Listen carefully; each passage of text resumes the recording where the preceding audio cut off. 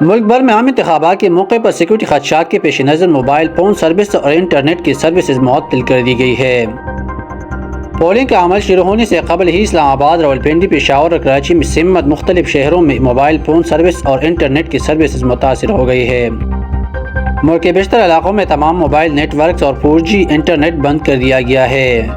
ترجمان وزارت داخلہ کا کہنا ہے کہ یہ فیصلہ عارضی ہے اور ملک میں دہشت گردی کے حالیہ واقعات میں قیمتی جانوں کی ضائع کی جانے کے بعد کیا گیا ہے۔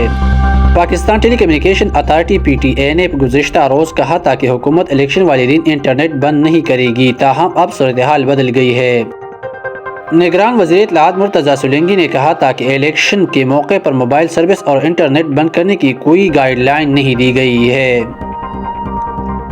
لیکن اب یہ واضح ہو گیا ہے کہ سیکورٹی خدشات کو دیکھتے ہوئے یہ فیصلہ ضروری سمجھا گیا ہے۔